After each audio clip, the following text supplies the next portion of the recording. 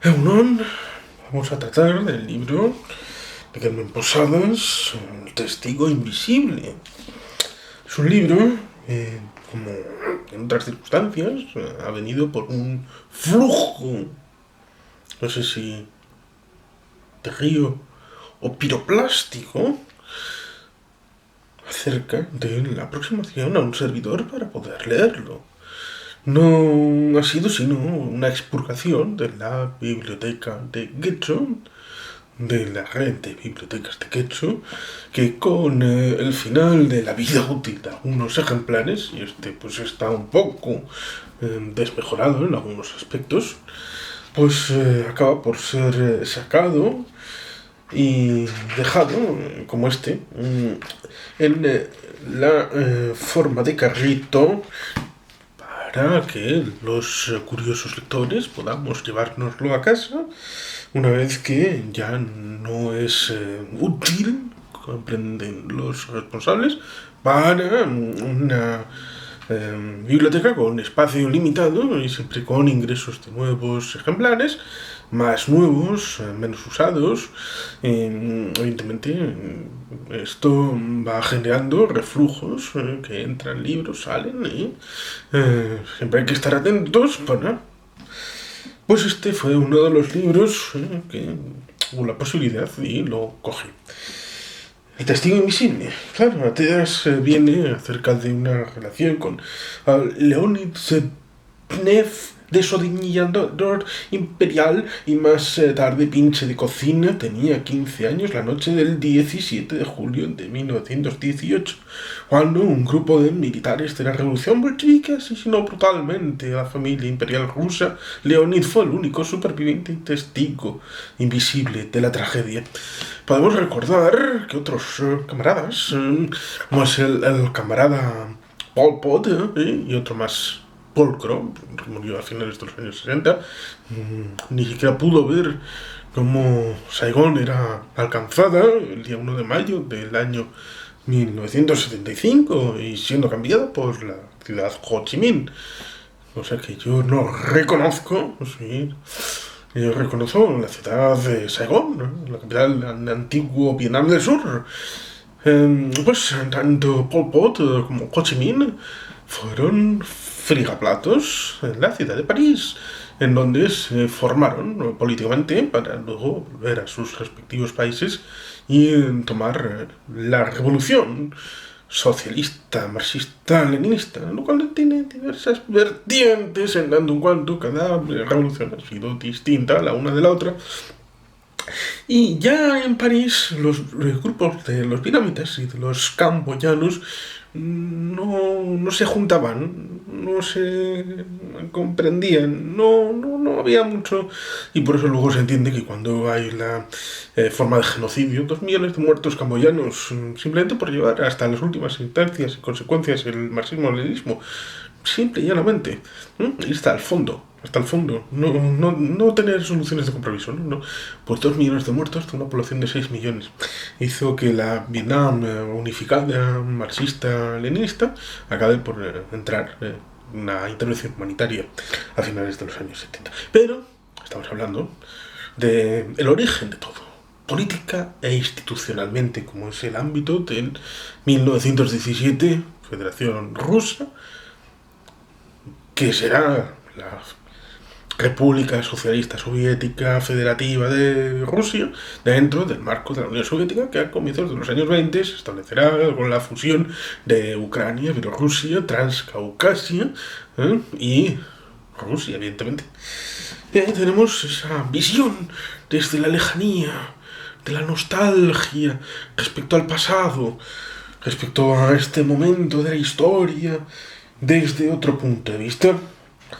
En el año 2013, esta Carmen Posadas trata de ponernos el enfoque no solamente en lo que ya Disney había hecho con aquella película de Anastasia, con la memoria de que tal vez alguna de las criaturas de la familia en Ekaterimburgo pudo sobrevivir. No, en el sentido de asumimos que la familia imperial rusa ha muerto. Bueno, hay gente invisible que eran los gentes que trabajaban en las casas y que eran gente invisible porque hacían su trabajo un poco con la visión aquella de los Silú y los Morlocks en el viaje en el tiempo de la máquina del tiempo de H.G. Wells, que se puede ver tanto en la de George Pal como en la película de comienzos del siglo XXI, en la que vemos al final a un Jeremy Irons convertido en líder de los Morlocks. Pero bueno, dejando de lado la máquina del tiempo, ya George Pal y H.G. Wells, tenemos esa dualidad que ya vimos, por ejemplo, en Lo que queda del día. Mucho mejor la novela que la película, porque establece el vínculo con la situación del comienzo del siglo XX, en tanto en cuanto está la idea de que hay gente que está preparada por posición social, por dinero, por capacidad intelectual, por haber ido evidentemente a las escuelas de élite, las universidades y todo esto, que evidentemente todo está vinculado por la posición, por el dinero para poder ir allí, y por lo tanto hay una élite que son capaces de tomar las decisiones porque son capaces de interpretar el mundo donde viven y por lo tanto tienen esa circunstancia superior. Precisamente en Lo que queda del día se establece esa idea de que los mayordomos son una casta inferior que está al servicio de los superiores. Para ellos no son capaces de entender el mundo, de las relaciones entre los países, y por lo tanto no pueden, no deben opinar. Es más, hasta en cierto punto es la idea que luego pues tampoco pueden tener derecho al voto, que es lo que ese magma, que en el Reino Unido no acaba cuajando en algo políticamente más avanzado, en el sentido de ir más allá. En Alemania cuajará con el Tercer Reich, pero las bases sociales serían esas. Y esa sería la idea de este grupo conglomerado de gente que está al servicio de los poderosos, como este Leonid Sednev, desollinador, un poco desollinador como Topol, en aquella canción, película. No, vamos a dejar los musicales. Topol, qué grande, qué judío. Si yo fuera rico. Bueno, mucho tiempo después, un Leonid ya anciano decide recomponer sus recuerdos y comienza este relato desde los ojos de sirviente de la familia imperial, con el que recrea los últimos años del Imperio ruso y el cambio de régimen. Claro, ahí está el asunto. El asunto de contrastar qué era el Imperio ruso, el interregno respecto a la Revolución de Febrero, que es la verdadera, y el golpe de Estado de octubre, en 1917, el año que cambió el mundo. Y después la evolución de la situación bolchevique con las disonancias hacia afuera y hacia adentro, la guerra civil, las intervenciones de otros países extranjeros hasta 1920, ya sea alemanes, japoneses, estadounidenses, británicos, franceses. Un tema interesante para todo aquel que lo quiera investigar. Y luego, evidentemente, el epígono es como la revuelta del Kronstadt, 1921, anarquista, dentro del propio sistema, antes de reformular el asunto como Unión de Repúblicas Socialistas Soviéticas. Pero esto, evidentemente, no es un libro de historia, es una novela.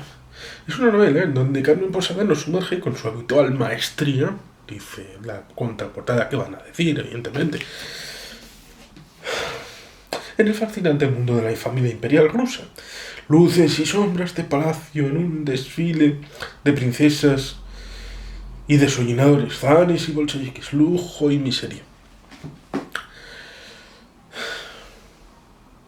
Casi parece más una... aquella película de los años 70 del zar y la zarina, de Nicolás y Alejandra, que tuvo ahora no voy a recordar el nombre, pero es Gil Parrondo, sí.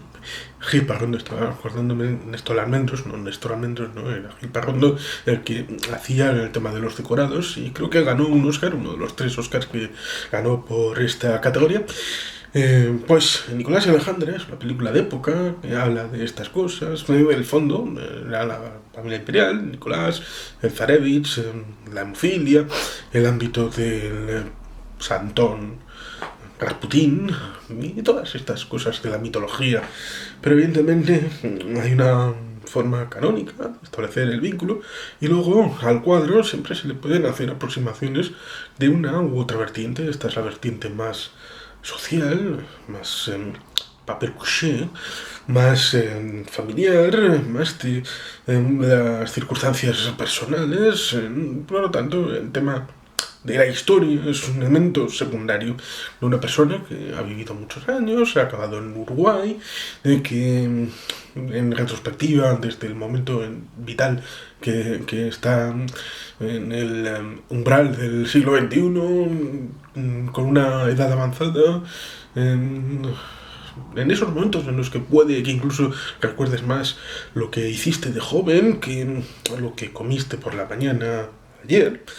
Bueno, pues en esa circunstancia es en la que une esa vivencia personal de un viejo con esa realidad del pasado que vivió y que en el momento pues la guardó para sí, porque evidentemente todos recordamos que en el año 1940 un piolet de la mano de un español, Ramón Mercader, fue el objeto propiciatorio de la muerte de Trotsky, el último gran pope de los posibles sustitutos del camarada Stalin, después de que hiciera un montón de purgas, empezando por Kirov. Bueno, sería largo de decir a todos los amigos de Lenin que se mató el camarada Stalin. Por tanto, sería razonable pensar que alguien que pudo estar en alguna zona más o menos templada, pero un poquito más caliente, en las circunstancias del traslado y muerte de la familia imperial rusa, se guardara para sí la historia y no quisiera contársela a nadie, porque, bueno, pues al final y al cabo estamos hablando de una dictadura, la que se creó en la Unión de Repúblicas Socialistas Soviéticas, y por eso tiene más que ver, como digo, no con la historia, sino con una visión de Nicolás y Alejandra, de Anastasia, esta de Carmen Posada. Por lo tanto, he de reconocer que la ley, sí, porque me interesa la historia, y esa es la vertiente que es errónea y no es la que yo creo está avivando las brasas de la escritura, y por lo tanto para mí no fue agradecido leer la novela esta, pero que se le va a hacer, para justos no hay nada escrito. Carmen Posada parece que tiene una trayectoria, ha sido escritora de otras circunstancias, es de Montevideo, nacida en 1953, reside en Madrid desde los 12 años, y bueno, pues ha sido galardonada por premios y esto está publicado por el Grupo Planeta.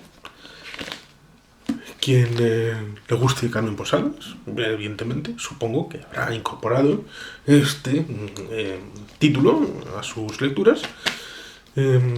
Y aquel que lo haya leído todo acerca de la Revolución y del golpe de Estado de 1917, bueno, siempre puede establecer vínculos con esas lecturas a través de alguna línea por aquí y por allá, o respecto a lo planteado aquí, como una forma de incorporar algo distinto a la lectura, al régimen de lecturas, al recuerdo, la forma de plantear esa relación lector con el ámbito de el fresco histórico, pues evidentemente, pues como el tapiz de Valle, pues evidentemente no es una forma canónica, histórica. Van a establecer una relación con la invasión de los normandos en el año 1066, pero sí es una circunstancia literaria plasmada en una tela que aporta su granito de arena a la hora de establecer una relación con el hecho histórico. Y por lo tanto, puede ser válido, a pesar de que, como digo, yo jamás creo que vuelva a leer El testigo invisible de Carmen Posadas, porque lo que yo saco en conclusión ya lo puedo obtener de otros libros que me son más gratos. Pero esto es una cuestión particular de un servidor, así que no me hagan caso, lean el libro y procúrense un criterio particular propio para este y para todos los libros. Y sin más, es que casco, Aurorbat, Betty Helpian.